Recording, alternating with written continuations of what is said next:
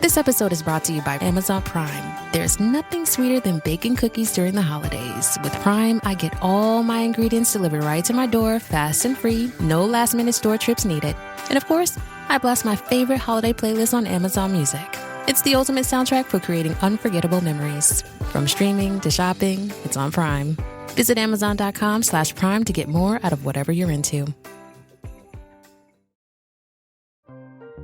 This episode is brought to you by Atlassian. Atlassian makes the team collaboration software that powers enterprise businesses around the world, including over 80% of the Fortune 500. With Atlassian's AI-powered software like Jira, Confluence, and Loom, you'll have more time to do the work that matters. In fact, Atlassian customers experience a 25% reduction in project duration per year. Unleash the potential of your team at Atlassian.com. Atlassian.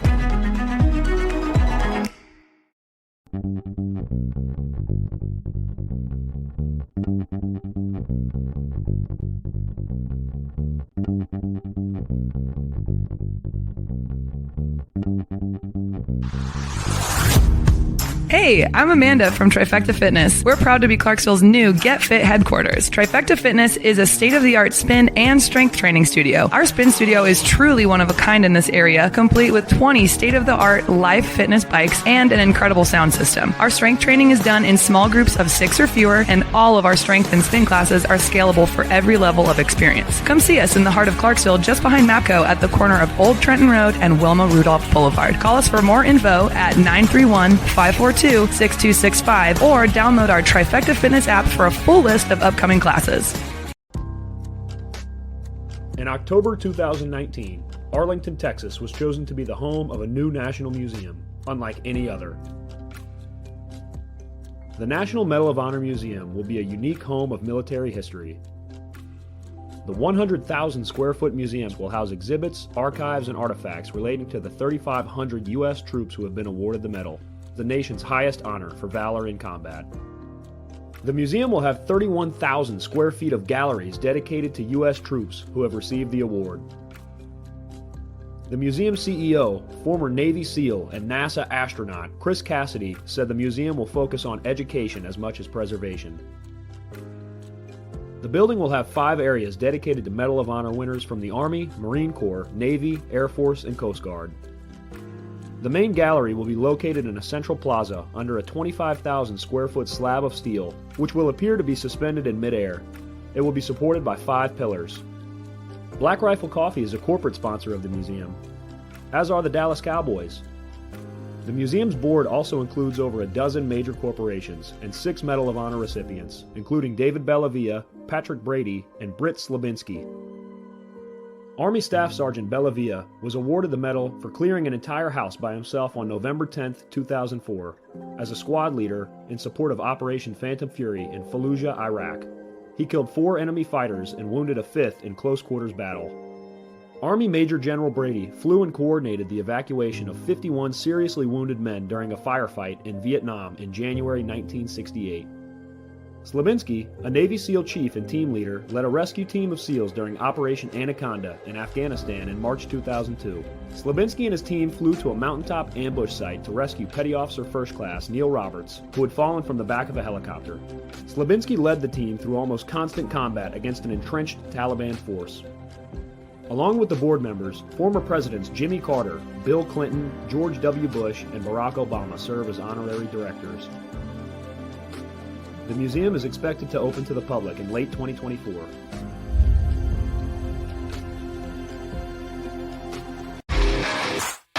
All right. Welcome back. Misfit Nation, the Misfit Nation Show.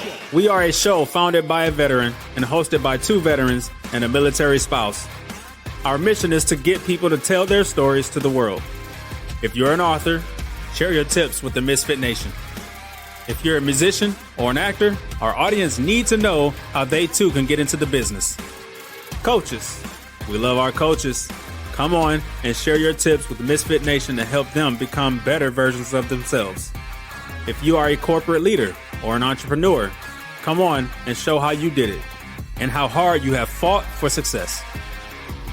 If you are a veteran, first responder, or Gold Star family, We would love to have you come on and share your story with the Misfit Nation.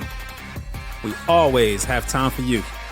If you're feeling down, alone, or starting to see the darkness, stop. Think about those who are around you. You are not alone. You will be missed. If you feel like your problems will be a burden to those in your inner circle or feel embarrassed, dial 988. If you are a veteran, take option 1. We need you to keep pushing forward. Don't make a permanent solution to a temporary problem. If you are a new listener, welcome to the MisFitNation Show. Be sure to subscribe to our show on your favorite podcast app. Also on our YouTube channel at @the_MisFitNation. Subscribe and click the bell to keep you up to date on our latest episodes and all of our news. You can also find us on Heroes Media Group and About Face Radio. Now, let's get to the show!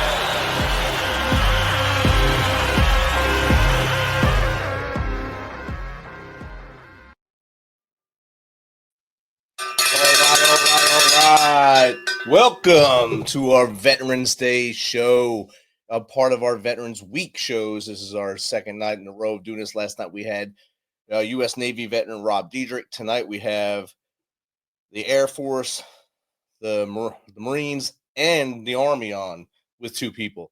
Our first guest, and first of all, I'd say we've made it another day without having to put up a memorial for one of our brothers in blue, or our first responders. So good on our communities for the last 4 or 5 days now with not having to lose any of our first responders.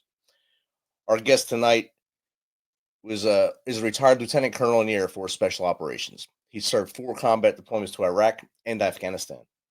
His personal decorations include Bronze Stars, the Air Force Combat Air Action Medal, and 2018 Spirit of Hope Award. He has a best-selling book, Igniting Movements, empowers people to change the world for good. He is the president of SOF Missions and chairman of the Veteran Service Alliance. So without further ado, let's welcome Dr. Damon Friedman to the MisFitNation Show. Welcome, Dr. Damon. Hey, brother. Thanks for having me on. Love your show. Grateful to be a part of it, especially on Veterans Day. It's a very special day for 20 million Americans who sign on the bottom line. Today, we should be thanking every veteran because it's because of them that we are free. We're the greatest nation in all of the world, and that's 100% a fact. Thanks a lot, brother. Outstanding. Thanks for being able to find the time. I know you had an interview just before this on radio, and we were your next hit. I'm not sure how many more you did today, so I'm sure you're in high demand. I have a friend, Jason Lattery. He told me it's going to be a great episode with you.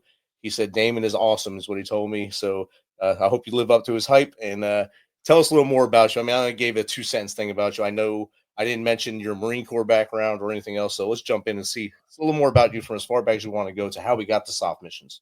Well, anyway, first of all, I'm going to do a shout out for Jason Lattery because that guy that's a stud. All right, that Green Beret, man, he's got so many tools in his kit box, man. And he was just a great leader. And just honored to be working with him right here in Tampa under the SOCOM umbrella, Special Operations Command. Anyhow, yeah, so served 20 years. I started off in the Marine Corps. People always ask me, why did I join the Marine Corps? Well, I'm going to tell you why. First of all, I joined the Marine Corps because I'm from downtown LA with no name, no money, no legacy, nothing. Raised in the projects. My mom was a single mom. Worked for $4.25 an hour just to put rice and beans on the table. And let me just explain something. When we didn't have enough food, my country was there. When we didn't have a place to live, my country was there. And when it was time to get a degree, brother, I'm the first one to go to college in the United States of America. Wow. Right. And then from there, degree after degree, I just received so many opportunities and just super blessed. So I joined the Corps because I wanted to give back. I joined the Corps because I'm a patriot. I joined the Corps because I wanted to be part of something bigger than myself. I joined the Corps because I wanted my life to be meaningful. So I served 5 years. My last unit was 2nd Force Recon. I just got pinged today. A guy, just a blast from the past 20 years ago, who went through my reconnaissance indoctrination program with me, Rip. He's like, Damon, is this you? Yeah, I have the same 910 number. It was just great just to hear from him. So after 5.5 years, I was part of the invasion. I learned a lot. And then I crossed over into the U.S. Air Force Special Warfare community as a combat control officer. It's a STO. And then served the last 15 years, ran into the likes of Jason Lattery, And all we did was hunt down high-value targets, capture, kill missions. And here's the deal. It was the most extreme terrorist networks. These are bad people that would put bombs into schools, bad people that would put bombs in the marketplace, bad people, period. And so I'm just honored that I could serve for 20 years. And there's implications of my combat service. And I'm going to tell you right now, I sacrificed a lot. More to the show because that's the impetus of why we started SOF Missions. But just want to capture real quick, 20 years, multiple deployment. I deployed many more times. It's just those 4 are the ones that I talk about. Those are the 4 that really made an impact in my life. Those are the 4. There's scars of war. Those are the 4 that, man, like I can never forget. But yeah, those are my 20 years on the dot. You know, it's my time to transition out into this crazy, weird world that we live in today. Wow. How was that transition from going from the Corps into the Air Force, besides getting lobster and stuff in the Air Force?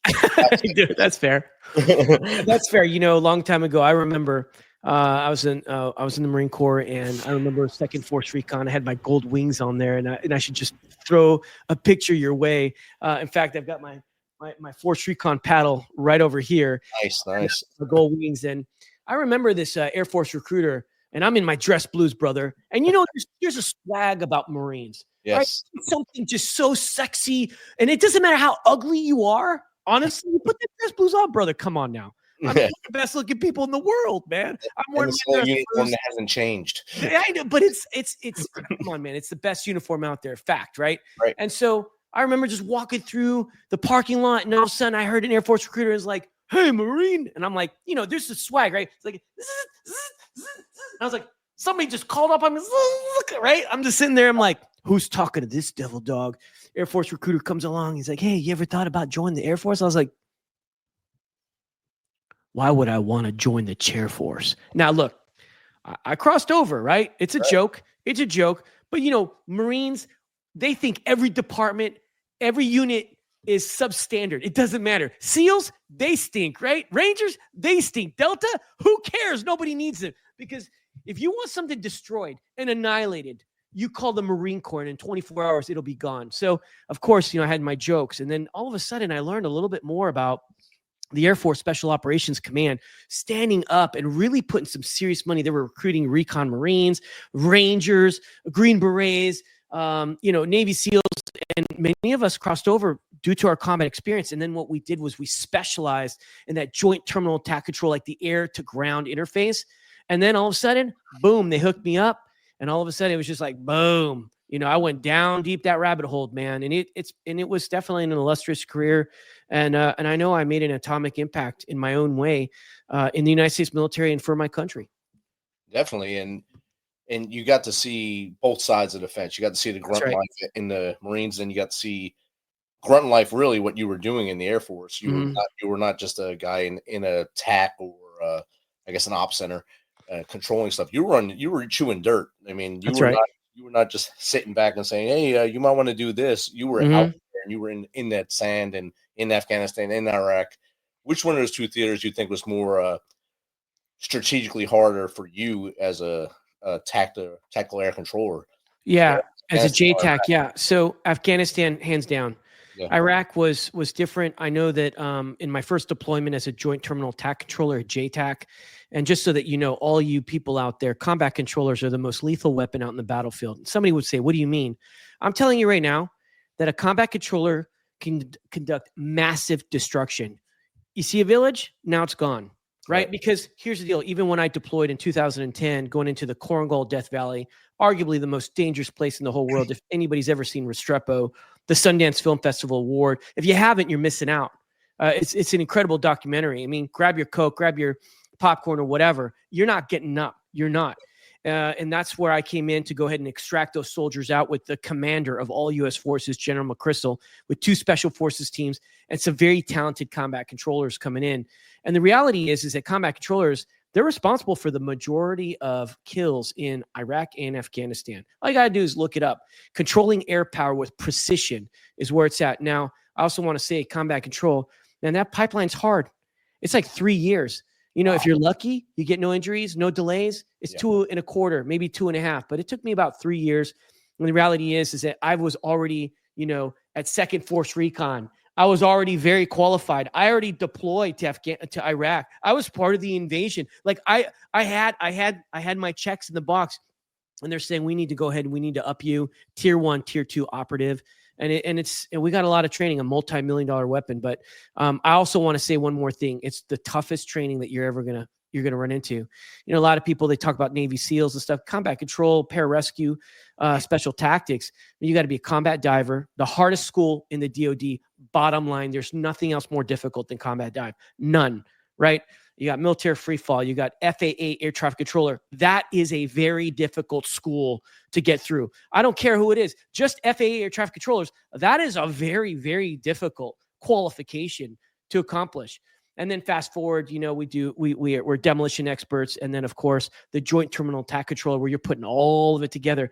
I'm telling you, man, that to go green so that you could deploy, that's some tough business. Our men are very qualified. They're intellectual monsters. They're physical machines, and they're ready to be attached to any unit: SEALs, Green Berets, Delta, SEAL Team 6, and all sorts of other classified units. I'm telling you, they're savages, man. I'm telling you, they do some incredible work in special warfare.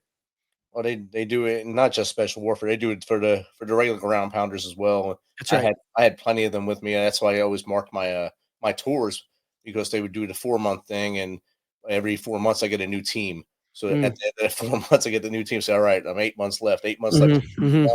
Hey, get the beer ready for us. We're coming home. And by the time that last team came in, you already know their cycle. They all work the same because they're one brotherhood, and you can trust them. I don't even have to really look at them. Hey, this is where we're at. We're point A, get B hit. All right, gotcha. Bam, that's it.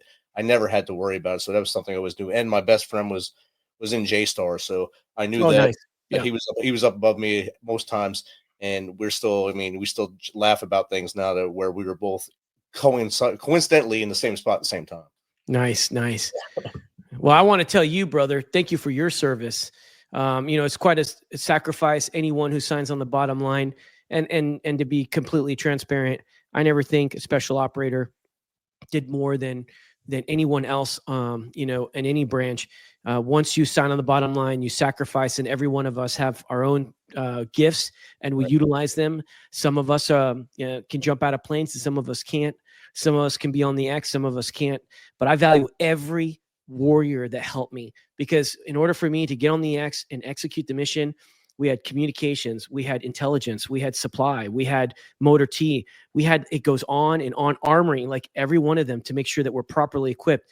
And I'm going to tell you right now, we had the best in the business in special tactics, no doubt about it, in special warfare. Mm-hmm. Definitely. Yeah. And as you moved up, I'm sure you had to move away from the teams, of course. Was that a hard transition for you to move away from being right in the fight to move, I guess, like a step back or 2 steps back? Yeah, so I love being in the trenches. Obviously, the majority of officers want to do the enlisted man's job. That's just a fact, right? We want to be team leaders forever. But if you're a good leader, it's important that you have the experience, so that when one day you command, you understand what your men and your women, nowadays are dealing with. And so for me, I was really lucky. I actually operated even all the way up to being a major. I was the mission commander for Afghanistan. I was the number 1 in the air to ground. And I got more work as a major than I did as a captain, honestly. So, you also have to understand that back in the day in 2012, civilian casualties was very, very important, that we would not, that we would just eliminate any of it. And even to the point where the commander of U.S. forces, they're just like, all right, let's just bring this officer out. Really, our enlisted guys were just as good, if not better, than I was. In fact, many of them were much better. I definitely take a lot of pride in never prosecuting a target, and everything was righteous. No women, no children. Always did it. Made sure I triple checked, make sure that every prosecution was a righteous one. And at the end of the day, I sleep well at night. Obviously, there's a lot that I saw that was traumatic, and it's something that I still deal with today. But then again, who will stand on that wall? Who will do it? 20 million veterans in America, and every one of them, I honor and respect. Not everyone served honorably, but you know what? Even the people that, check out and didn't have the best career, I at least respect them for signing on the bottom line, because many of them, many people in America will go, man, thank you for your service. I almost served. And that bothers me a little bit. It really does, because they didn't. And, they don't have to say that. And they go on to this long story, and it's just unnecessary. It's just, the reality is that there are people that served, and we should just thank them, appreciate them, and show them our appreciation. Don't just say something, but actually do something in support of it, which we should talk about a little bit more. Like, what do we really need to do as Americans to really support our veterans, besides saying thank you for your service? But we'll talk about that a little bit later. And that's something I retired in 2015, and hearing a thank you for your service thing, mostly from people that think they just have to say it, and not really understanding why they're saying it. Yeah. That really would irk me. And I was, whatever, no problem. I just walk away. Yeah. I wouldn't even engage them. And now I look them in their eyes. No, thank you so much. And what have you done? Right. What have you done for this? What have you done for that? But thank you for thanking me. And then I walk away. Yeah. Yeah. No, I totally agree. Yeah. So let's talk a little bit about SOF Missions. What led you to starting that, and what's your impact now with that as it grows? So SOF Missions is near and dear to my heart. It was actually established in 2010 in the heart of Afghanistan in Bagram. Okay. In 2011, actually 2011, when I redeployed. Go back, rewind, pause, rewind. So 2010 was pinnacle for me. It was definitely a time. It was multiple deployments. It was my third combat deployment, and yes, and things were going crazy in my head. What a lot of people don't realize is that the signature injury of the war is not PTSD. It's mild traumatic brain injury, which is synonymous with concussions. So I was having a very difficult time trying to figure out what was going on in my head. Obviously, at this point, I'd seen enough. I've done enough. I've done the nation's bidding, and I was having some very difficult time dealing with my symptoms: nausea, headache, blurred vision, light sensitivity, not just flashbacks and nightmares and all the other stuff that comes with PTSD, but this MTBI stuff was rocking me. I come back from a deployment that was the mission of the lifetime for me, with General McChrystal, commander of U.S. forces, going into the Korengal Death Valley. If anybody out there, again, the Korengal Valley was a 2-kilometer kill box. We flew in, and that combat outpost was literally 75 meters wide, 150 meters long, and the majority was a helipad. Okay. I mean, They had the rocky gym.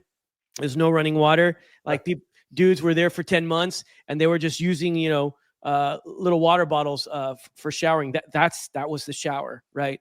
And so it was 7 days, disruption operation, 72 hours specifically, no sleep, engaging the enemy. And then when I came back, I'm going to tell you right now that I was having a very difficult time, and I was struggling with suicidal ideations. I'm very open about it. We all know that over 20 veterans take their lives every single day. And I'm going to tell you right now, in the house that I'm in, not in the house that I'm in, but the house that I was in, I've struggled a few times. Took that Glock 19 out, loaded. And I'm going to tell you something for all the listeners out there. I understand why dudes do it. I know why dudes and the ladies do it. You just get to this point where you just want the pain to go away. Now, for everyone that's listening that can relate to me, it's also the most selfish thing that you could possibly do. It really is. I'm going to go back to the inception of SOF Missions, but really the core and the impetus of it all is the most important part. I'm sitting in my living room and just kind of, fast forward. Recently, one of a friend of mine, an acquaintance, he took his life and he left 3 daughters. And I'm going to ask a very important question. Okay. Who is going to walk those girls down the aisle? Yep. Who? So that's why I say it's the most selfish thing that you could possibly do. And so in my living room, right, I'm thinking, how will my son be raised? How will my daughter be raised? Yeah. And then in the midst, I'm not a religious person at all, but in the midst, I remember, I'm sitting there just talking with the devil, right? And it's amazing what the devil likes to say. And all of a sudden in the midst, God shows up. And And he says, I have great plans for you. Plans to persevere, plans to win, not to lose, not for evil. And I remember that day. And you know what? I put the Glock away because I believe that voice. I believe that out of 8 billion people in the whole world, no matter how much pain, no matter how much agony, no matter how much turbulence, no matter how much consternation, no matter how much anxiety, depression,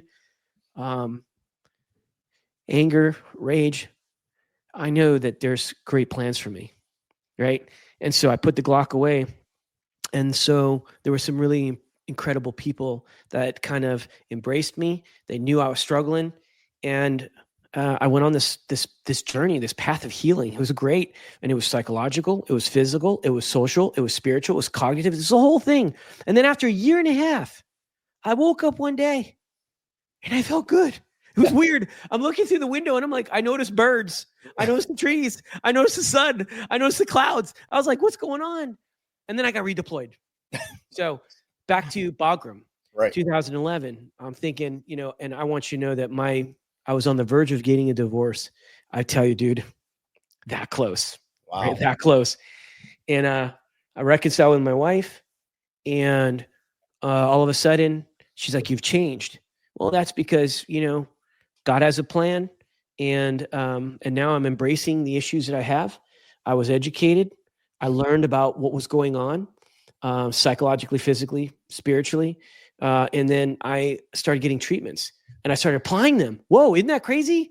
Like I just accepted, I'm accountable to myself. All of a sudden I start feeling good. Stop drinking, start sleeping, right? Stop messing with stuff that's going to destroy you and be self-destructive. Stop it, right? You have a choice. And all of a sudden I talked to my wife and I go, what would it look like if we stood up a nonprofit? Because there's nothing out there like this, holistic, right? Like I keep talking about these domains, mind, body, soul. We're called to be social, and we've got this brain. And then all of a sudden I go, what if we stood up a nonprofit? And she was like, you're crazy. Well, we don't know anything about nonprofits. We can learn. I'm a special operative. We'll figure it out. She's like, yeah, I'm going to do all the work. I'm like, maybe. Well, yes. And so then SOF Missions, that it was birthed in Afghanistan, in Bagram, as I'm kind of going out of the operational center, as the mission commander on multiple mission trips, on missions, executing targets, bad people, and then coming home. And so then we started the nonprofit, and boom, here we are today. Wow. Outstanding. I was probably up in Bagram when you started this. I was up in Bagram in February of 2011 for a security class, security level 2 class, so I can build the fob down in Kandahar at the same time. So, oh, that's cool. Yeah, I was in Kandahar at that time too. I was flying in and out, did some missions straight out of it. I bet you we were on the fob at the same time. It's crazy. We start bringing it together. Like on this day at this time, it's like, whoa, we probably were in the same operational center. If you think about it, man, I was coming in, it was pretty cool. Passing the Starbucks. That's right. I know, right? That's right. Yeah, I was on Fob Wilson in Kandahar, and they sent me up there for the security class to learn how to build the fob I already built, and then go back down and rebuild it. So it was fun. Yeah. I like Kandahar. It was better than Bagram. There's a lot better weather. Yeah, I know, right? So I was there 10, 11, and 12. I was in Kunar up in Cop Fortress. So I'm sure you've seen some of that place as well. Kunar province. Yeah. I flew out of JBAD in 2010. I think it was April. It was. Yeah. Right out of there. Yeah.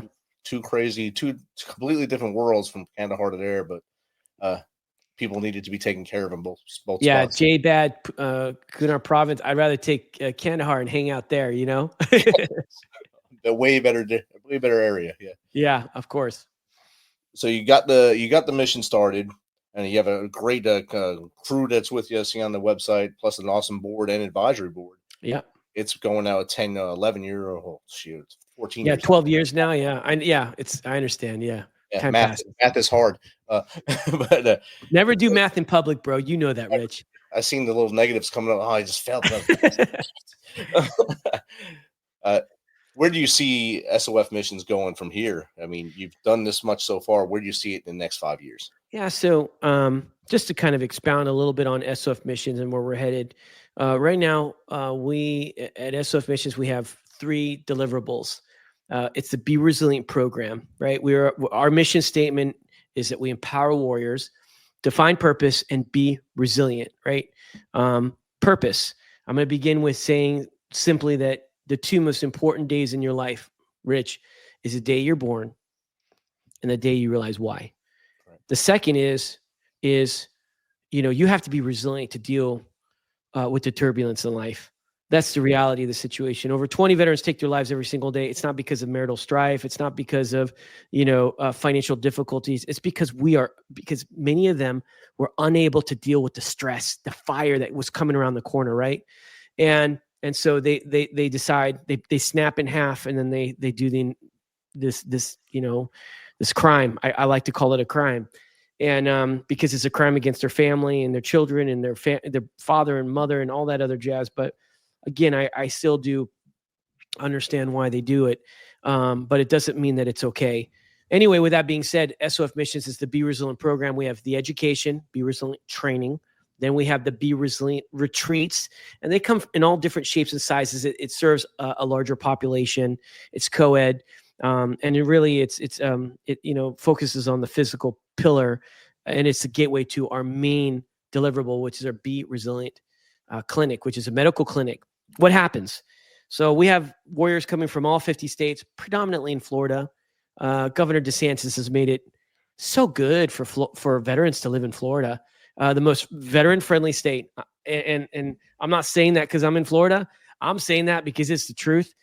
And so we fly warriors in, we drive warriors in, 5 days of intensive, right? And then so for 5 days, you're literally seeing every healthcare practitioner that you could possibly imagine. Imagine just in one day, right?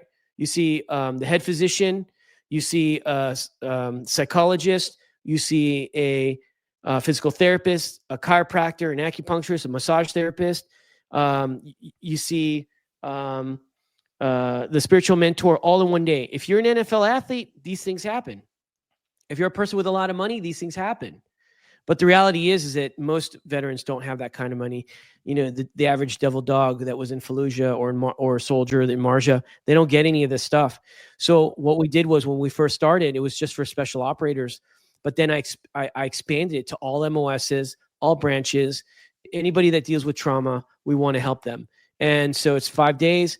Then we figure out what's going on, and then we do a follow-on care plan for 1 complete year. All of it is free, from the travel, the hotel. Like we keep everyone at a resort. Wow. No excuse, bro. The hospital is a resort. Okay. Oh my God. I mean, we're talking about resort food, resort bed, resort atmosphere. You open up one of them places, like you see the most beautiful greens, golf. You may not even golf, but you'll be like, this is beautiful. All right. Lake and everything, serenity to the max. And then after that, then we just keep on going. So we've served over 3,000 veterans, over 300 specifically in that Be Resilient clinic, because it's kind of an inpatient. We're taking care of 80 to 100 veterans at any given time, throughout the year. And so that's our main deliverable. And what we want to do is we want to expand. Most importantly, we want to get our own center of excellence, right? What does that mean? Our own facility. That's a very serene environment, because it's very expensive to lease, the grounds of a resort or country club or anything like that. So that's what we're doing. We continue to expand, and we're doing retreats all over the state of Florida. We just opened it up. Our medical clinic is in Tampa. That's the headquarters where we're at. But we're doing retreats over at Exos, the NFL Physical Therapy Rehab Center. January, February, you'll have all the combine there. We do our retreats right over there. Wow. It's really exciting, man. Like, you got state of the art, the best in the business, healthcare practitioners, head to toe. That's what we do. And God willing, we'll be expanding out to Colorado and to California in 2025, 2026. It's gonna be awesome. That's amazing. That is awesome. I've had the opportunity to work out with Exos. They came up to St. Louis. I went over to Wounded Warrior Project retreat. So I worked out with them, and I got to meet Todd Gurley there. So it was pretty awesome. Oh, that's nice. Their workout was pretty awesome for guys and gals that just got out, and some of the people that were a little further out. It was pretty rough for them, actually. But it was good to get that mindset back in, that you can still do it. That's right. That's the physical pillar is very, very important. I always tell people, in your mental health program, is physical fitness involved? We have to be active for many reasons. We really do. being physically fit, not just psychologically fit, right? Spiritually fit, socially fit, cognitively fit. I mean, you got to be fit in order to continue to do the great work that God's called you to do. And because it goes beyond the uniform, it really does. The multicam uniform, the BDU or whatever it is, the digital pattern, that does not define you. Every veteran that joined the military, I believe their purpose is to be a freedom fighter. And it's our responsibility to understand what's our next mission. So when I was done with the military after 20 years, I literally had a ceremony. I really did. It was during the pandemic, so nobody was around. That's right. So I could afford to do this on my own. It was in my closet. I took my multicam uniform off. Boom. And hanging in my closet was an all black suit, black shirt, black pants, black jacket, black boots, everything. And it was a spiritual ceremony for me, declaring that I'm not done fighting enemy. I'm not done fighting evil. So when I took that multicam uniform off, I was fighting against extreme terrorists. Now I'm handing off the mantle to the next generation. Right. There are good men and women out there. They're going to take this to the next level. I've done my bidding. I've done the nation's bidding. Now it's time to do something a little bit different, still under nation's bidding, but not under the DOD. So I put on that black suit, man. I'm telling you the whole thing, even a tie, bro, like John Wick, baby, just like John Wick. And then, and that was my formal act and saying, I'm no longer going to be fighting terrorists any longer. I mean, if I get called, I'm going to go. I still train. I still CrossFit. I do jiu-jitsu. I'm still, the way of the gun. I'm still good. I'm ready to rock and roll. I just don't need to sustain any more injuries. I'm sure you can understand. You told me, you've had your bout with the enemy too, right? Yeah. Maybe the one day they got the best of you, but you still came back, right? Yes. But for me, like the new enemy is suicide. It's crazy, man. We talk about this over and over again. Suicide, man, it's coming up the ranks, man. It's becoming, soon it will be one of the not only the top ways that people die, but it's becoming soon. It's the second leading cause. Last time I checked with the CDC, second leading cause between 11 and 33 was a few years ago. It's one of the leading causes for men death, and definitely one of the leading causes for veterans to die. Yes. So this is a real enemy. There's an epidemic, and now it's my enemy. And every day I'm closing with and destroying that enemy one life at a time. To date, by God's grace, and I'll have to knock on no wood because I believe the commander of the universe, God, is in charge and he's leading the way. And for me, I thought, you know what? This is incredible statistic. Everything is evidence-based research. Everything that we're doing, man, everything is making an atomic impact. And to date, not one suicide that's gone through our program, not one. And I'm willing to go toe to toe. I'm willing to challenge any other program out there because we've grabbed the best of everything and we packaged it into one. No bureaucracy, no politics, just efficacy, just the truth, and just moving fast and furious, saving one life at a time. That's outstanding. And I would be honored if I can get down there and just check it out and hang out with you for that 5 days and watch what those warriors go through. Rich, you should just come and be a warrior. I mean, if you're going to be here on Misfit Nation, if you're going to be out there and you're going to be, helping all the warriors out there, a space is for you, my friend. All you got to do, I'll coordinate it. We're going to arrange it.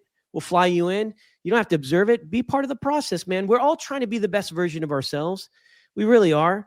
And man, there's no day that's super easy, but you know what? Every day that we fight and we win, dude, it's another victory, man. You know what I'm saying? And that's what we talk about here a lot, is stacking victories. Every day we wake up is a victory, especially for guys like us who are out there doing that stuff for 2 decades of our lives. Yeah. Whether it's peacetime or wartime. That's right. A lot of turmoil on your body. The human body is not meant to do that for 20 years. You don't see professional football players play for 20 years. You don't see any professional athlete play for 20 years, maybe Nolan Ryan. But other than that, there's not many that make it 20 right. years. We do. That's right. We have that dedication to duty, that dedication to our country, God, family, country, and That's do right. that stuff all the time. And it's a testament to our brotherhood and our sisterhood out there. Yeah, no, 100%. And that's super important. Some of the guys that I do, that I glean from, like Tom Brady, Aaron Rodgers, when you look at their program, it's holistic in nature. They have integrated medicine. They're really focused on the foods that they're eating. Their physical fitness regimen is very, very tight, man. I mean, they're just on point. And so in our organization, we replicate all of it. We really do. We have all of it. Our organization spends about $50,000 every clinic just for 5 days and 4 nights. And you know how many warriors we have? 10. That's it. We really spend a lot of time, money, and energy on one warrior at a time. It's the only way. It really is. I've already learned that if you just kind of like parcel out all of your resources, well, okay, you might be addressing some, but most likely not the issues. In order for us to really understand the warrior and the complexities, like the issues that they're dealing with, we need to have a team, and they're doing a full bumper to bumper. I don't know if you're into NASCAR. I'm not, but it's a great analogy. You into NASCAR? Okay. Yes. So, you got this space car traveling at 200, who knows how fast, right? I mean, 210, 215, 220. I mean, it's crazy, man. Yeah. But then the pit boss says, yo, it's time to come on in. And you got two kinds of drivers. You have the kind that listen to the pit boss, and the kind that don't. Right. And you know what happens? Pit boss tell you to come on in, man. And all of a sudden you don't. Your tire blows, engine blows. I mean, you run out of gas, something, and you lose, man. And when you lose big, okay? For us, we're the pit boss. We're telling you, hey, brother, sister, it's time to come on in. And we're going to do a bumper to bumper, man. We're going to clean that windshield, right? We're going to replace them tires. We'll put some fuel in. Make sure you got enough oil. Oh, snap. We're going to make sure that engine's doing good. And you know what? Check it out. I'm not a spring chicken anymore, and I know you ain't either, miss. All right? Rich, but check it out. Maybe I'm like a 1975 Ferrari. And if you take care of that Ferrari, man, like you do for real, you give it updates, there's so much advanced technology out there, man. You can still have that car going 200 plus miles an hour. Okay. Right. So maybe I ain't as fast as I used to be, but I'm more efficient. And you know what? Still can be sexy, bro. All right. I polished this machine. And look, full disclosure. I've woken up in the hospital 3 different times. Wow. Okay. 3 different times. The last time was in 2019. I spent 3 months inpatient right here at Haley's Hospital, the #1 polytrauma center in America, if not the world. Okay. 9 months outpatient. Before that, 2017, when my body collapsed. All right. I'm going to tell you something, man. I know what it's like to feel like, man, I'm not in a good space. Okay. This is 7 years past 2010, 11, right? But I've been there before, and I understand the implications of combat, just like you, man. And the reality is that there is a better way, and that better way is holistic. And that's what we do. We get dudes sleeping again. We help them kind of rope back from all the alcohol that they're drinking. We get them off all their VA meds. We integrate functional medicine in it. And we show them the way on what is it like. As you get older, you're not as resilient. You're really not, right? You can't bounce back. When you were a kid, you fell on the floor. You'd be like, no problem. Now you fall on the floor. Dude, did you just break a hip? You know what I'm saying, man? I'm not kidding. It's like, I'm getting old, bro. You know what I mean? I'm going to stay here a little bit. Just let me count some sheep or something. I'm good. Yeah, I know. It's like, yo, I'm good. Right? You're limping away. I understand all that, and so does our crew. Awesome. So does our whole team. But we're really passionate about helping and save every life. But more importantly, not just so that you wake up one day and feel like you don't want to kill yourself. Many programs call that success. Many programs will say, "Oh, dude, look, I don't feel like killing myself anymore." Is that really a success? Because a month later, you may feel like doing it. Yep. The whole idea is we want you to be the best version of yourself. We want you to look at yourself in the face and feel like you're a Spartan again. And you know what? That's a long haul, man. It really is, but you can do it.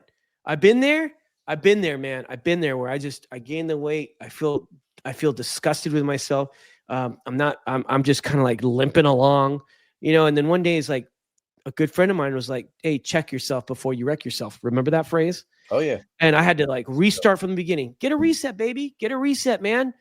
And become that Spartan again. We're still the warriors inside, and we can still move with action and engage the enemy, whatever that looks like, so that we can, in confidence, figure out that new mission and actively continue to make an incredible impact in America.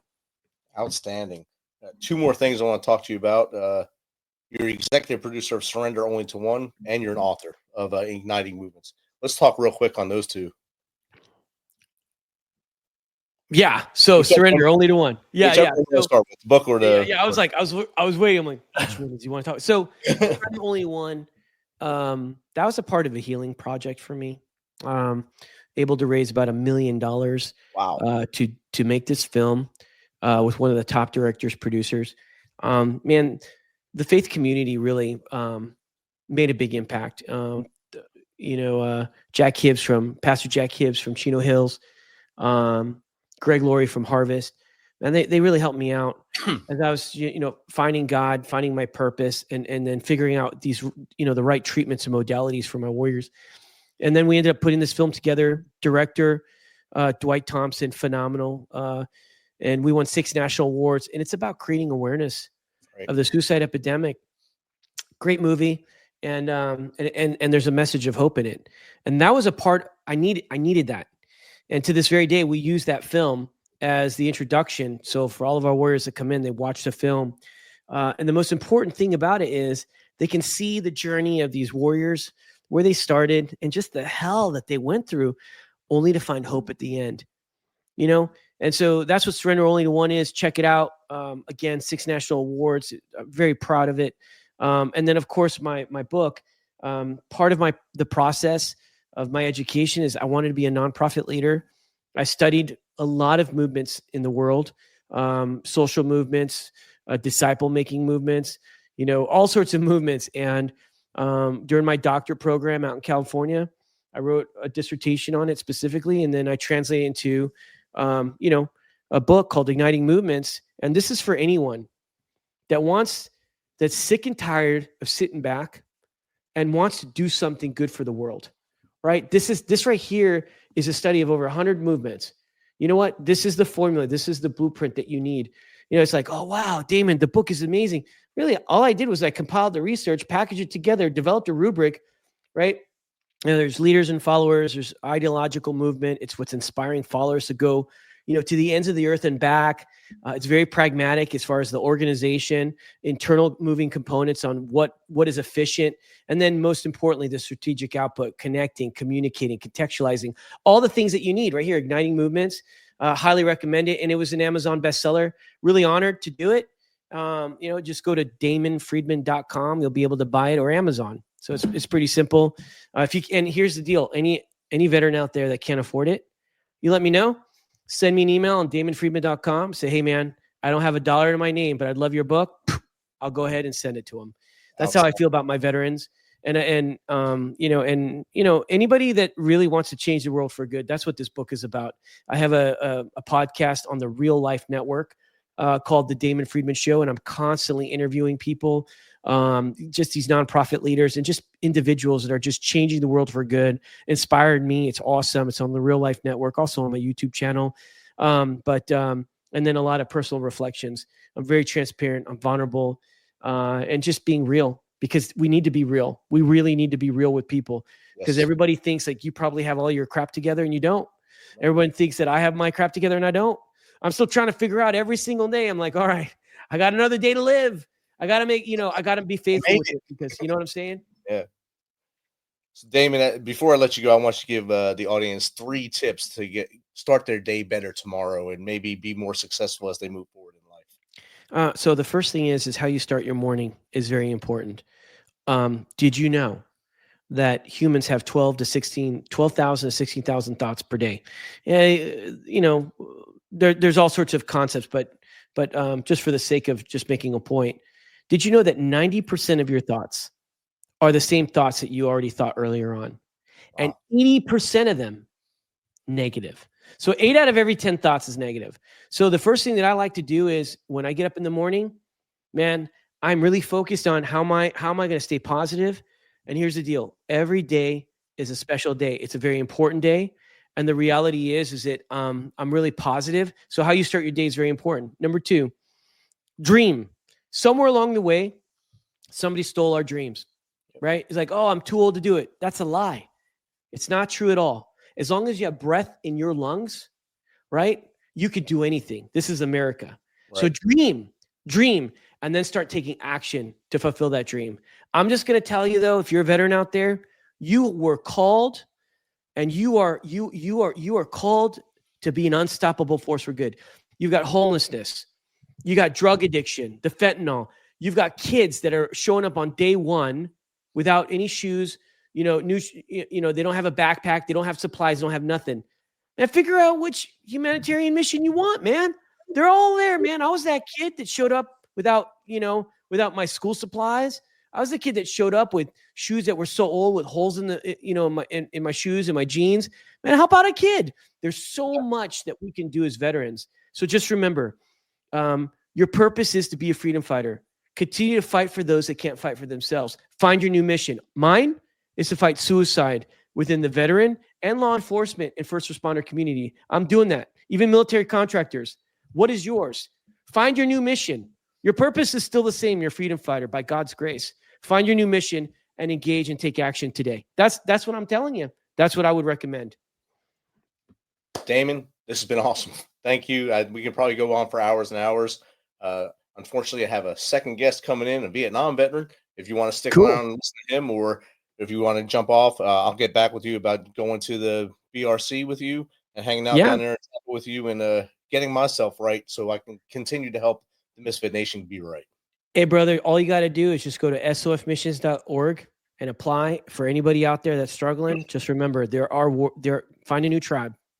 Find men, women that understand and relate, and we're part of it. So, hey, brother Rich, God bless you, and God bless everyone out there. If you're a veteran, I salute you. Thank you for serving the greatest nation in all the world. Godspeed.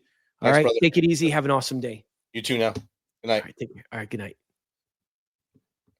All right, that was an awesome chat with Dr. Damon Friedman. I'm pumped up after talking to him for the last 50 minutes, but we have another one coming right after this. We'll put a quick ad real quick and then reset and get him on here because this one's going to be just as good, if not better. This message is from the U.S. Department of Veterans Affairs. Did you serve in the military? If so, you can obtain a free lifetime pass to more than 2,000 federal recreation sites. These sites are located across more than 400 million acres of public lands, including national parks, wildlife refuges, and forests. The lands host activities to fit any lifestyle: hiking, biking, fishing, camping, and much more. Gold Star families are also eligible for these free lifetime passes. Plus, they cover entrance fees for a driver and all passengers in a car, or up to 3 additional adults at sites that charge per person. Obtaining one is easy. Just go to the National Park Service website, nps.gov, or the National Park Service app.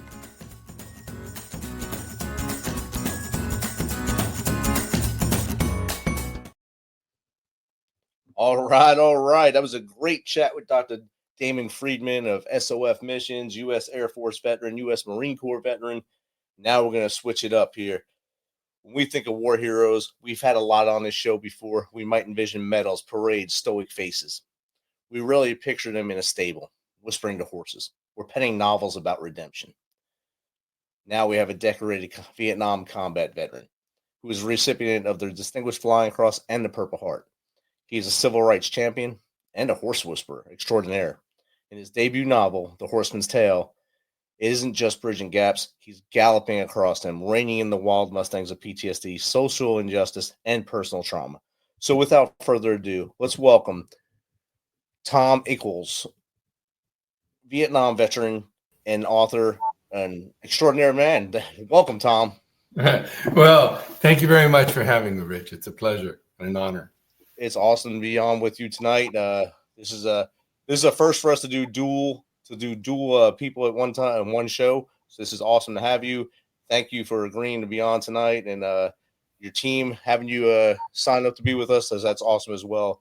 Tell us a little more about you, from as far back as you want to go to how we got here, and we'll get you going here and get your story out to the world.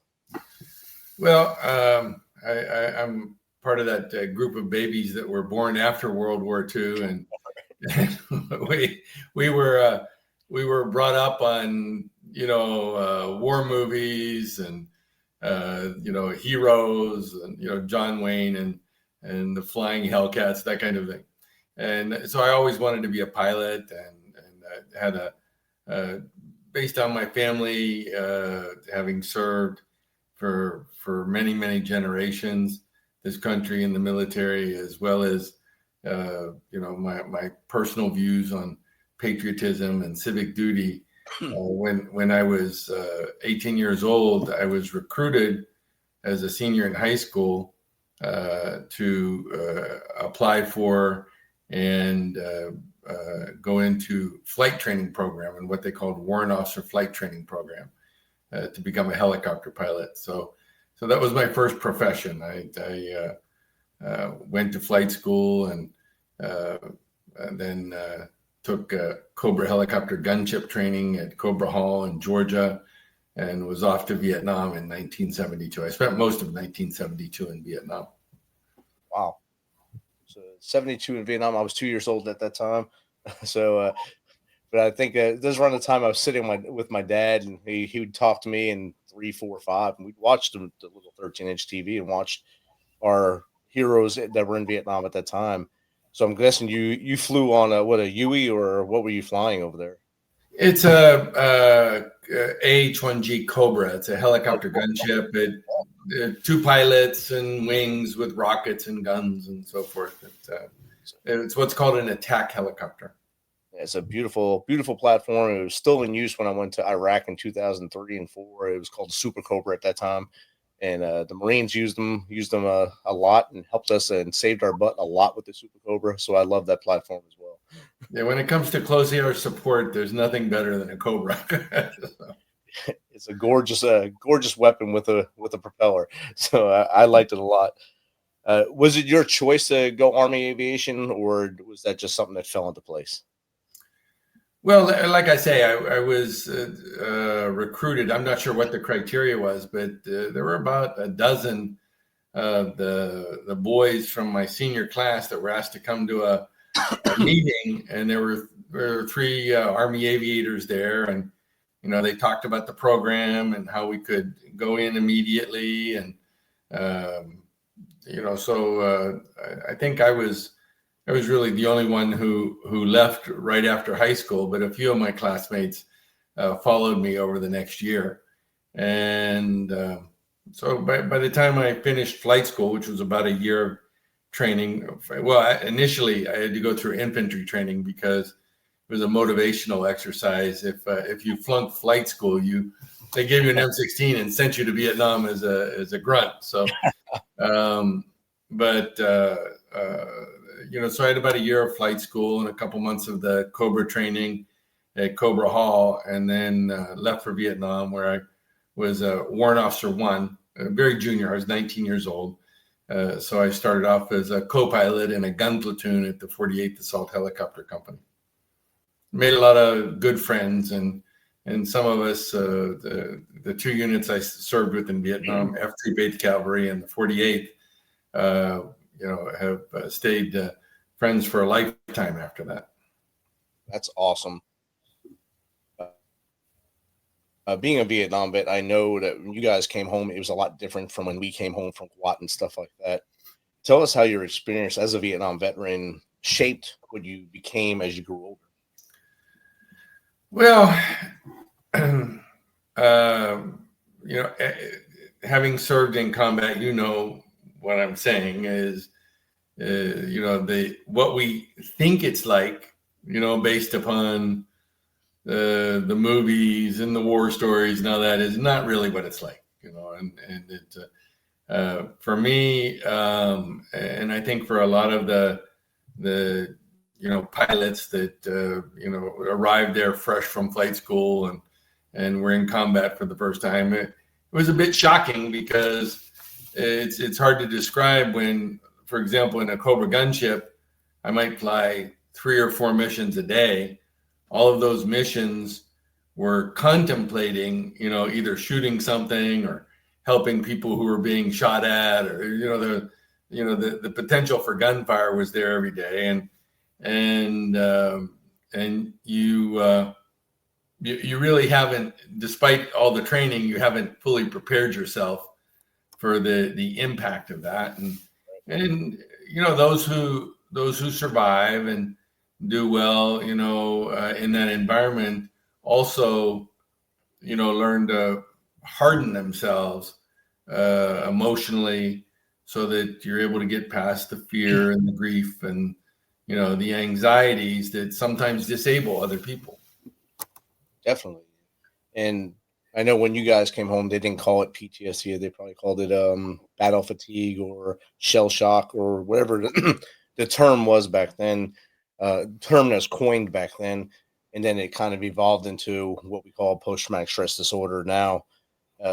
And I know you're a champion for trying to help people with mental health and PTSD. And you know that equine therapy is one of the best things for that, as well as many other outdoor things. How did you fall into the equestrian side of life, or was that something you did as a child as well? Well, I started riding when I was very young. My parents taught me how to ride, and when I was like 2 or 3 years old, I was in the saddle, not by myself, but with my mother or my father.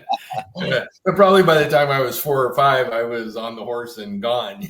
So and this was in Western Pennsylvania, where you have beautiful, hills and valley areas and a lot of forest areas. So just you're able to go out and ride for an extended period of time. And I've always loved horses. And throughout my life, whenever possible, I would ride. I still do. I ride every weekend when I'm, able to do so between the weather and my arthritis. So, yeah. At 72, there you start to have some impairments, that you have to just accommodate. You got to start working around things a lot more than you had to when you were 22, 32, 42. So I'm sure it's going to get worse as I get older, as I'm and just hit the 50 marks a couple years ago, 54 now, 54 this month.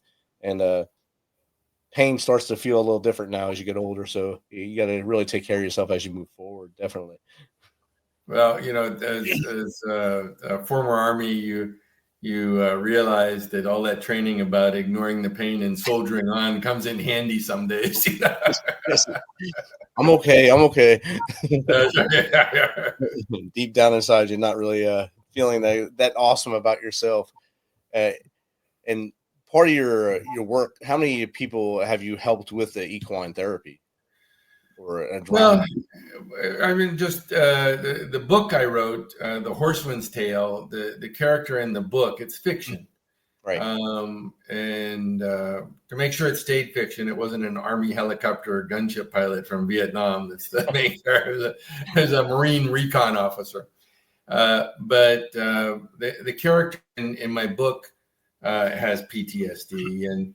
And as the protagonist, the book describes, the aspects of equine therapy and written exposure therapy that, have been helpful to him. And much like the character in my book, I've had experience with both of those things.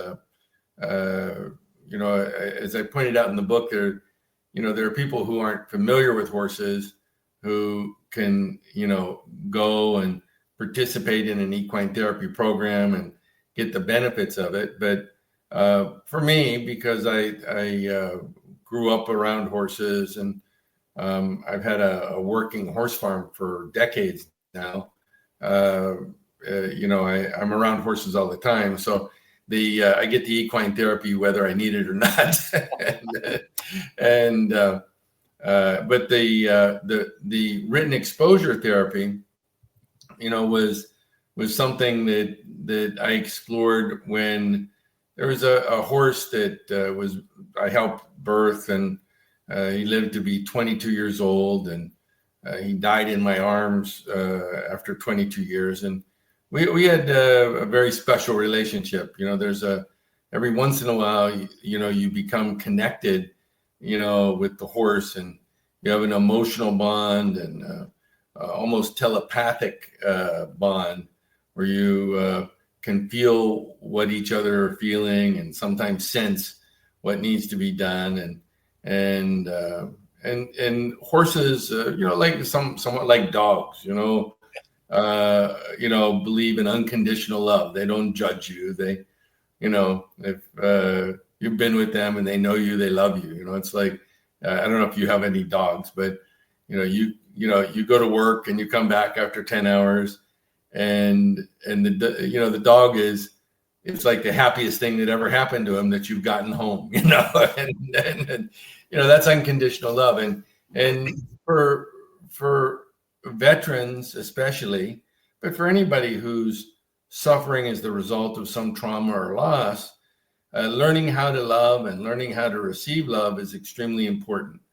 As a veteran in combat, you reinforce training that you have when you first go into the Army, and I'm sure the Marines, and maybe not the Navy and the Air Force, but so certainly the Army and Marines, are very focused on training you to be able to move forward on the ground, complete your mission, regardless of fear, regardless of grief, regardless of circumstances that might distract you.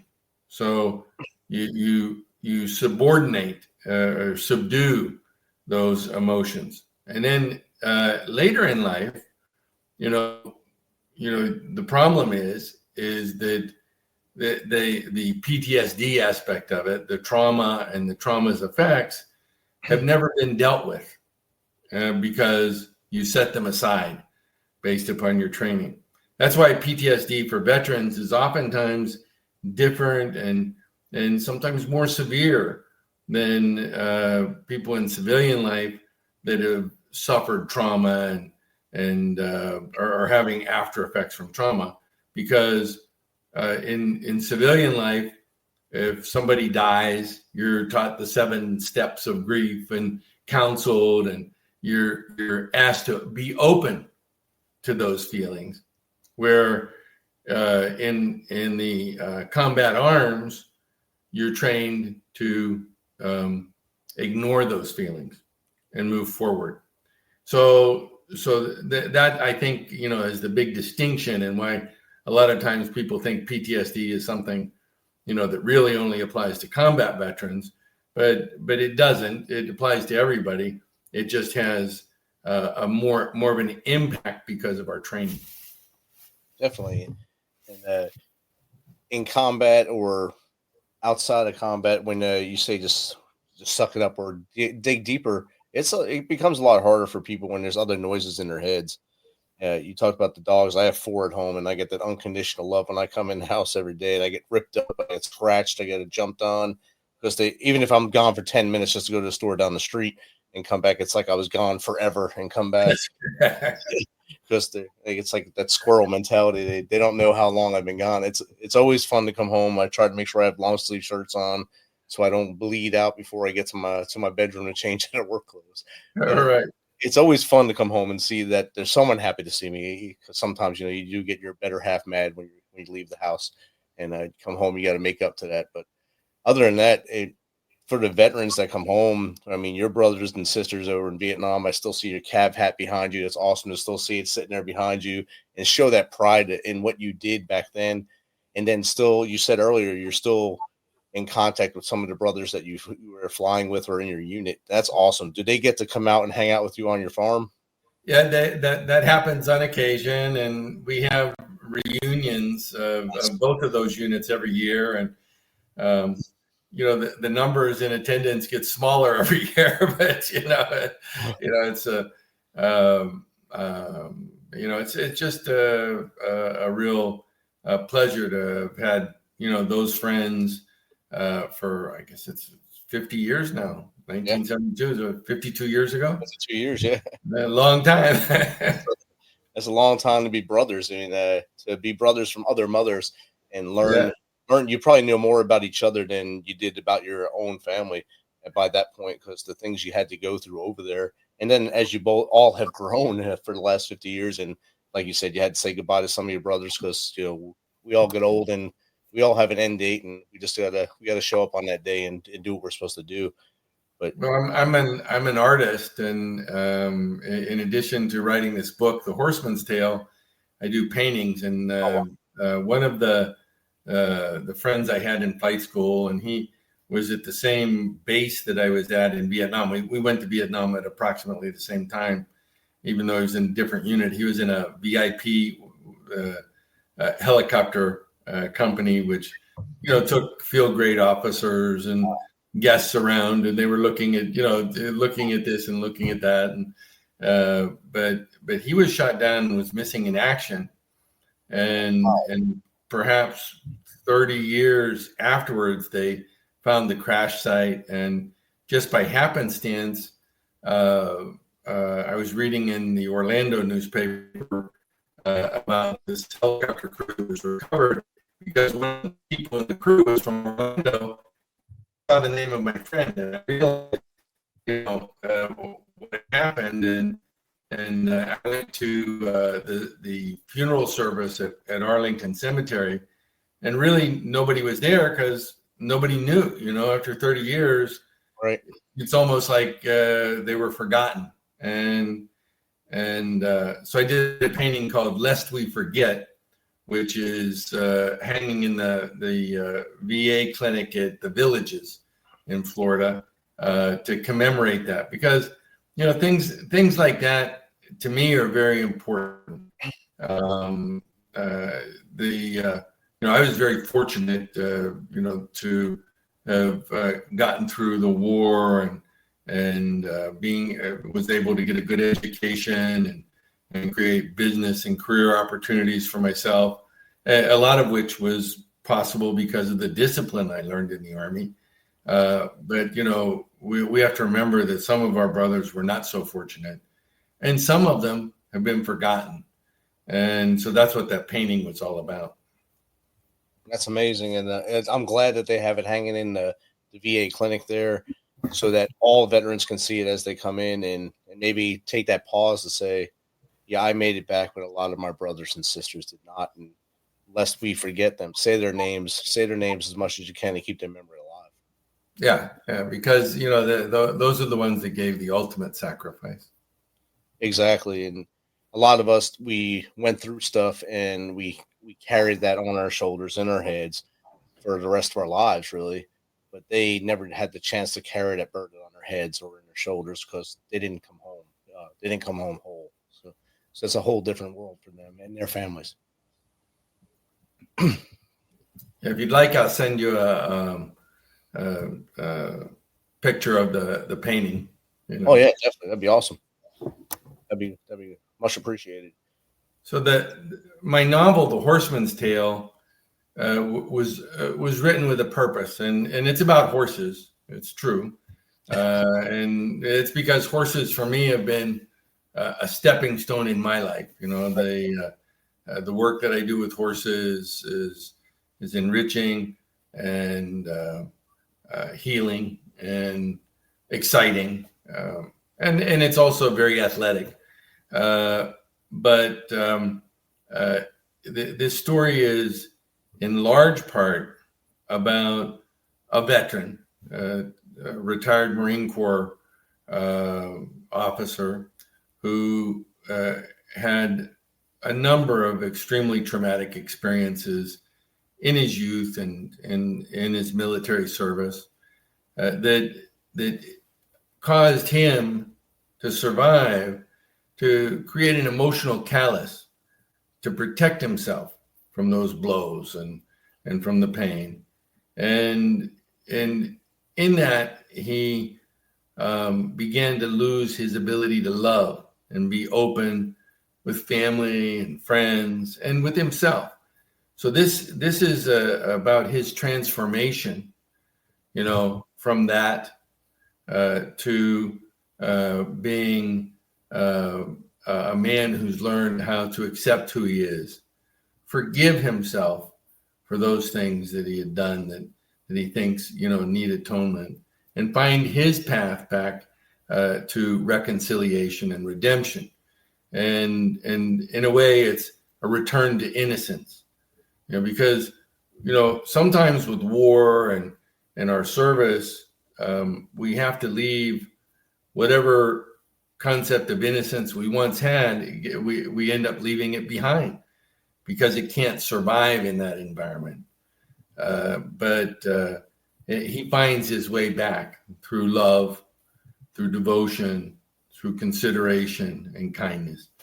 So that the Horseman's Tale is the story of this veteran, and how through horses and his relationship working with horses, learning, to be open and loving, he then, learns how to apply that to the people in his life, to, get a strong and vital relationship with his wife and his family, for example. And I think that's a great message. And I like that you said that you changed it from a helicopter pilot to a Marine officer, Marine that was in war as well, and went through the horses helped him to survive and come out of it. I know I have a friend that has a thing called Two Ravens Foundation up here in just outside Clarksville, Tennessee, and that's their basis to do equine therapy for veterans as they go through the issues of mental health and PTSD, and they take them from learning how to care for them, approach them from the front, so they shoulder to shoulder, so they know that you're a friend, not a foe, and do all those things, brush them, clean them, and then learn to saddle them or bareback if you are that brave, and ride the horse. And I think it helps not just the person going through it, but also helps Reed as he helps them go through it. And I think you writing that book helped you, as well as you seeing other people with horses helps them as well. Well, I did. The concept for the book was kind of interesting. I've been a writer, all my life, really. I won Best Article of the Year award in Army Aviation Digest in 1976, and when I was an instructor pilot at the Aviation Center after Vietnam, and TRADOC project officer.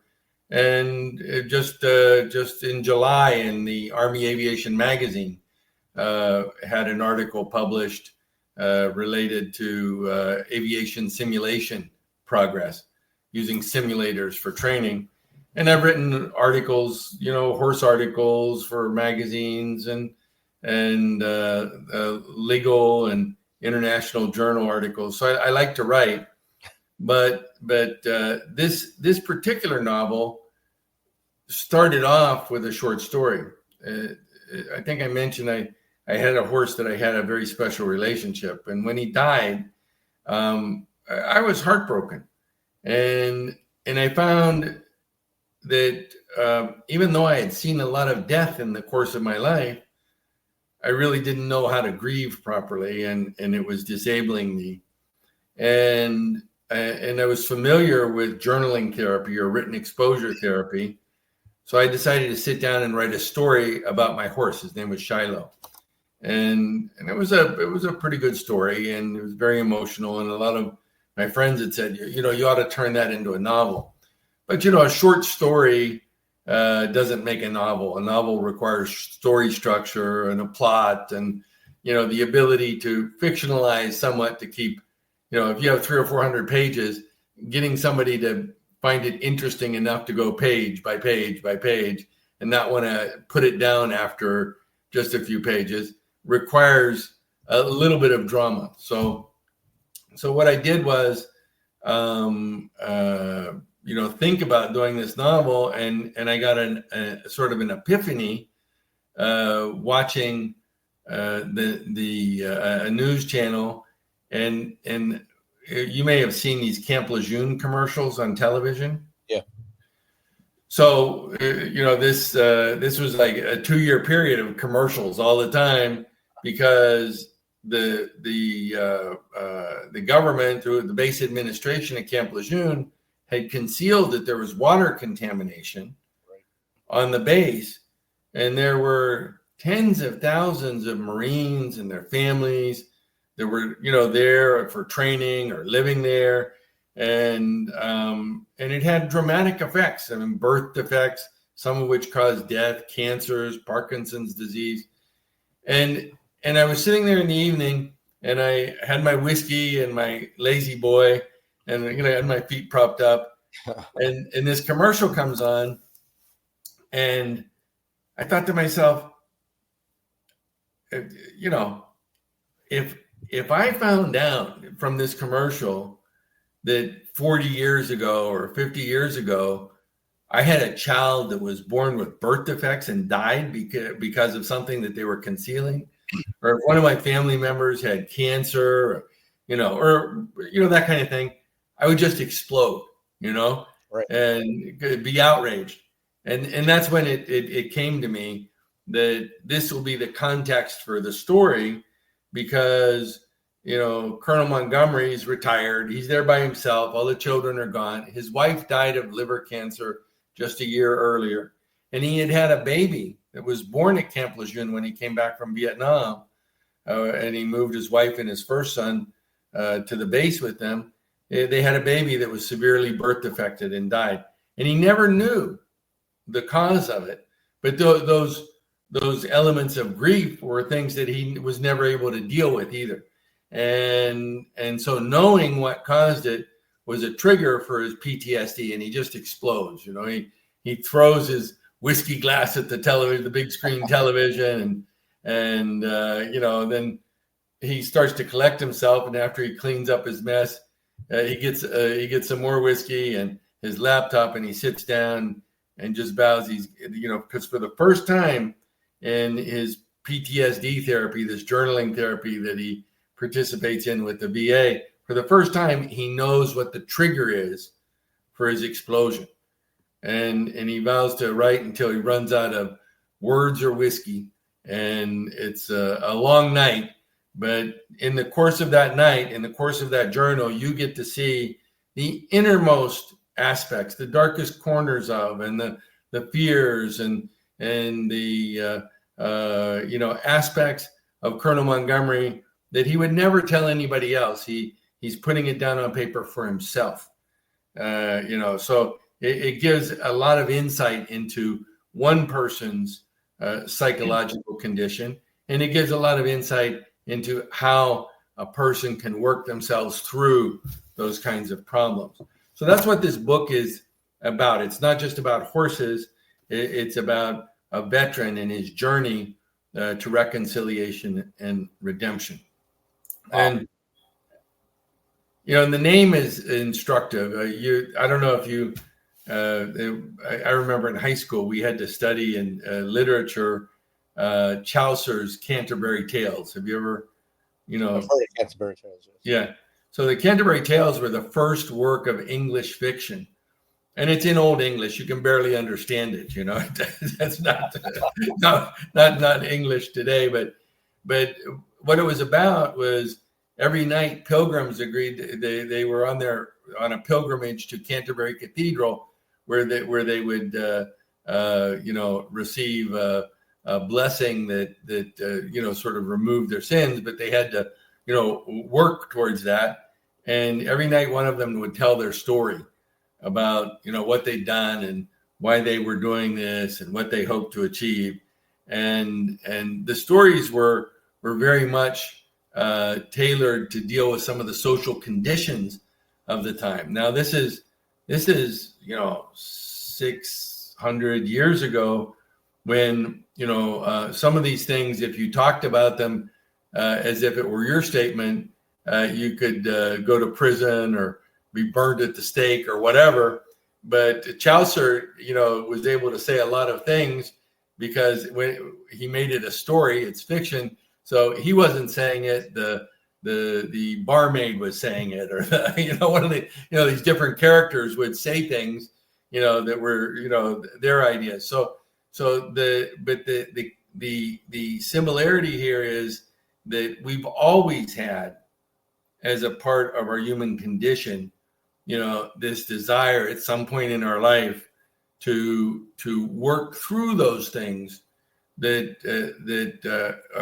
linger and cause pain and burden us with guilt or shame, and the ability to work through that is what this book is about. It's Colonel Montgomery's journey of reconciliation. So that's why I call it the Horseman's Tale, just like in Canterbury Tales. It's outstanding, and I do have your book downstairs. It's in my queue it's a 2-back now. for me to get in there and read it. So I will dive into it here probably within the next week or so as I finish the last 2 books before it. And I'm sure I'm going to enjoy it because it sounds like an amazing read and an amazing writing story. So you've done a lot of things in your life, and you probably are pretty humble about a lot of this stuff besides being a Vietnam War veteran. You're also a lawyer and civil rights champion, along with being a writer and a horseman. We haven't even talked about your civil rights stuff. Tell me a little bit about your civil rights championship and your pro bono work as a lawyer. Well, I went into the Army because of my sense of civic duty.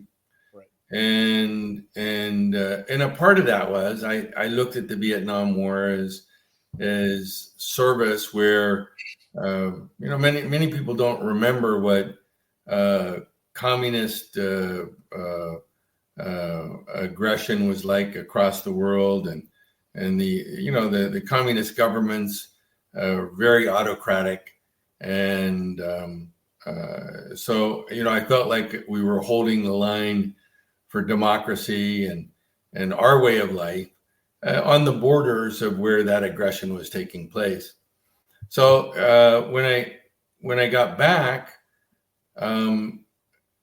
that concept of service was a little bit battered for me because the social conditions that I came back to were disrespectful and disparaging of our military service. And I'm not saying everything that was done in Vietnam was correct, but I think that most of the soldiers that served there were there either for the right reason, if they volunteered, or they were forced to be there. So through the draft. So either way, they didn't deserve to be treated with disrespect for doing, what was their civic duty. But I also thought that rather than allow that to be an excuse, I should look at what's going on. And I was given the opportunity, unlike most of my contemporaries that were pilots, to stay on and be an instructor pilot. As the Vietnam War ended, I was there when all the American troops pulled out in January of '73. Most of the helicopter pilots were furloughed to, reserve or guard units. And, they went off to go to college and, do whatever, but they were no longer on active duty. I'm not sure why they asked me to stay on active duty. And I didn't really have a choice because I had a 6-year commitment from flight school. So, but I thought to myself, everybody else was getting out, but then it occurred to me, maybe it's better to stay in, right, and give myself time to decompress. And so I was at the Army Aviation Center at Fort Walker, Alabama. It's called Fort Novacell. And I spent 4 years there and was able to get an education during that 4 years, as well as serve as an instructor pilot. But during that time, I also realized, Alabama in the 1960s and early 1970s was an area that was fraught with racism and discrimination. And even after the Civil Rights Act, they just refused to cooperate. North and Central Florida was not much different. So I was looking at that, and I thought to myself, the things that I went to Vietnam for, the idea of a better society, democracy, freedom, liberty, equality, justice, those things were things that I could serve right here at home. So I made that a part of my life at that point in time. And that's why I went to law school and became a lawyer, and for 30 some years was very active. Not my entire practice, because I had to earn a living, but I always had some significant pro bono activity that was underway. Wow. Pro bono is Latin for good. For good, yes, for good. And it's great that you were that voice for those who did not have a voice and were able to push forward things to get their rights and everything that was good for them to happen thanks to you. So that's awesome part. And Rich, one of the things that soldiers know, sometimes that at least back then people didn't respect or appreciate, is that when you served together, you were serving with the people from all kinds of, their ethnic heritage, from all kinds of different countries, and people from different races. And, I came to realize that regardless of, the color of somebody's face or where they came from, when we were serving together as brothers, and we took care of each other. We fought together as a team. We respected one another. I say respected with air quotes because, as you know, young soldiers can be very humorously disrespectful. 100%. But that feeling was more than just camaraderie. There was a feeling of fraternity, and so somebody that you would take a bullet for, is also somebody that if they were being discriminated against when you got back home, you should stand up and speak out for what's right. Definitely. Do you still live close towards Fort Novosel now, or are you on the other side of Florida? Well, I'm in the north central Florida. That's where my horse farm is in Ocala. And I go to Fort Novosel periodically. I was just up there a few months ago working with the Department of Simulation for this article. It was a great honor for me because my article back in the 1970s was talking about, it was entitled SFTS, which is Synthetic Flight Training Systems, the shape of things to come. So I was, my article was about what was going to happen in the future with this technology. And we were celebrating 100 years of Army simulation. And so with the Deputy Director of Simulation, I worked together on an article, talking about what we had actually achieved in that 50-year period. And almost everything that I predicted was correct. However, I have to confess, I realized that I was very inadequate because there was so much more that happened that I didn't predict. It's been tremendous what the technology of digital imaging and 3D graphics that are all made possible by our modern computing technology have created environments where in a simulator you can realistically recreate almost any kind of flight environment, including tactical environments. And think about how much, let's say you're a gunship pilot and you're leading a flight of 4 gunships to attack something, right? And there are different air defense systems and on the route. So you have your plane. You could actually fly that mission, with those air defenses and everything in place, and practice, getting to your target, completing the mission, and exiting. Now, when I was flying combat missions, I would say a third of the time we didn't know where we were really, because it's like, you're out in the mountains, they all look the same, and there's a river. Is that the one? We didn't have GPSs. We didn't have, any of this technology. So the ability to plan a mission and have technology that tells you where you are, when you're there, what's next. It's sort of like if you some of the things you would use like maps, MapQuest, or Waze in a car. It makes such a big difference in your efficiency. So it was really a pleasure for me. And also Fort Novosel has a beautiful recreation area, and I had received the Purple Heart And if you're a Purple Heart veteran, they have just a gorgeous 3-bedroom cabin on the lake that you can use. I think it's up to 2 weeks a year. Wow. I mean, you have to apply for it. So I stayed there and had a very good visit working on that article. That's outstanding, and it's also outstanding that even after all those years since you first wrote your article, they're still calling you back to pick your brain and see what you wrote and how it came to fruition. And like you said, the advances now in technology are just so insane to me. If everything we thought was just science fiction as kids is now real, and it's crazy to see it come into play. It's amazing. The and Fort Novosel is very much the same as it was. A lot of helicopters, a lot of airplanes. Tremendous amount of training going on.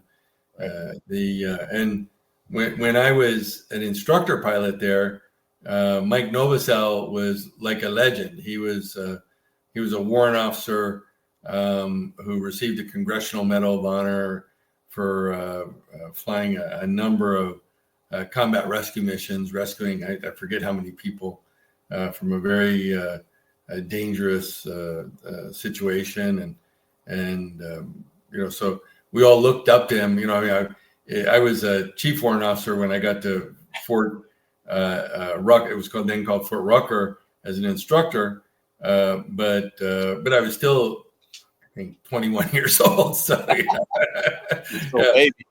yeah, Chief Novosel was like in his 40s, which was old for us. It's like grandpa. Yeah. It's awesome that you were actually able to know the history of the name, because a lot of people, when these names are changed, like, who is that? Where'd that come from? Why is this? Because they don't put out a lot of it. They did not put out a lot of information on why the bases were changed to certain names. And unless you knew the why behind it, you had to really do research. So it's good that you know that and the why behind it. Yeah, it's the Army Aviation Center, and I couldn't think of anything more appropriate than to name it after one of the greatest Army aviators. Right. And I mean, he was widely respected. His heroism and devotion to duty and professionalism were truly remarkable. And to stay in as long as he did, you say he was 40 when you got to be there at the same time. So that's a long career for an aviator in any time. So I think he served over 30 years. Wow. Before he retired. And what was interesting is he was a lieutenant colonel. I think it was a lieutenant colonel, a major or lieutenant colonel in the Air Force, and they had a reduction in force, and he went to the Army and came on as a warrant officer. Wow. And then they tried to get him to go back to being a colonel or something, and he said no. I'm a chief warrant officer, and I'm going to stay that way. And as a chief, you can fly the whole time. Once you get a higher in officer ranks, you can't fly anymore. It's all paperwork. Right. You just become the button pusher. Yeah. So it's probably a better lifestyle that he was used to. So I guess that's a plus for him. So Tom, what advice would you give this generation that we have coming up now of warriors that are in the military? What advice would you give to them as they start their careers, or they're leaving high school and college and thinking about joining the military? What would you tell them as a reason why to serve and what to do while serving? Well,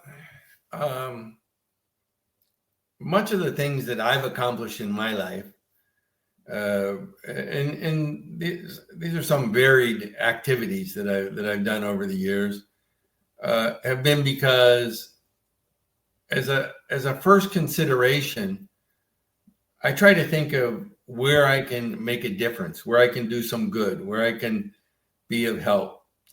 I went into the Army and to Vietnam because I believe that, as a young man and as a citizen, it was my opportunity not just to serve, but to make a difference. Especially at that time when so many people were refusing service. We're rejecting concepts of patriotism and citizens' duty, but it comes down to the idea that through service and making a difference, you not only enrich the lives of others, but you enrich your life. So my suggestion is, and it doesn't have to relate to the military, because these opportunities are in front of all of us all the time. But if you see something where you have a talent, where you can contribute, you can help people, where you can make a difference, then do it. And I believe that with that attitude, you can have a very rich and interesting life. And the second aspect of this is a lot of the things that I've done in life are things that I didn't know how to do when I decided to do them. So when you embark on something that is new, there's always the potential for failure. Like as a painter, I decided I wanted to paint. I had some ideas about paintings that I wanted to do. Like I told you about the Lest We Forget painting, which is a very well done, well crafted painting. But when I first started trying to paint, it looked like a bad cartoon, and that's the way it is. And when you embark on some new project, you have to learn and you have to grow, and you also have to, be prepared to accept rejection and failure in order to make progress. But be open. If you're inspired to do something, don't let the fear of failure get in your way, because all failure is a lesson on the road to success. So whether it's military service or education or some, business that you want to start, or you want to write a book or do a painting or help in a community activity, these are all opportunities for success and growth. And don't be afraid to move forward. Outstanding. That's great advice for the Misfit Nation. Tom, thank you for taking some of your time tonight. I know it's on 9:40 there on the East Coast. It's 8:40 here in Central Time Zone. I'm in Tennessee, just probably straight north of Fort Norvell, actually. But it's been great chatting with you and learning about your history from Vietnam through all the great things you did after. And a lot of us think that we're only defined by what we did in service, but you can be defined by everything you've done since service. So thank you for everything you have done and will continue to do while you're still getting up every morning like we are and pushing it, fighting the good fight. Well, thank you, Rich, for the great job you're doing with this program. Do you mind if I ask a question? Where are you at in Tennessee? Clarksville, right outside Fort Campbell. Oh, okay. I have some of my equals ancestors got land grants after the Revolutionary War. There was the Revolutionary War veterans. They were given some land in a place called Bethpage, Tennessee, and so they settled there, I guess, in the early 1800s with those Revolutionary War land grants, and I'm a big lover of Tennessee, but Bethpage hasn't changed much since the early 1800s. It's like a lot of woods and valleys, and very beautiful place. Outstanding. Probably one stop sign. So that's awesome. Well, Tom, anyway, you have a great night, and thank you again for joining us for our Veterans Week shows. Well, thank you very much for having me. It was an honor.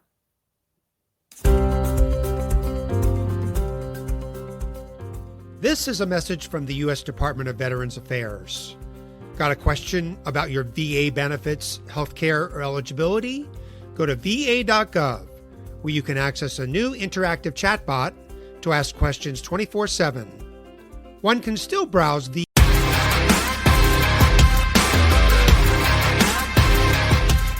Thanks for checking us out and being a part of the Misfit Nation show. Don't forget to visit our website at themisfitnation.com. That's themisfitnation.com. Check out all our past episodes and get some of the great Misfit Nation gear for you and your family. As always, be humble, stay hungry, and keep hustling because we are Misfit Nation. Misfit Nation.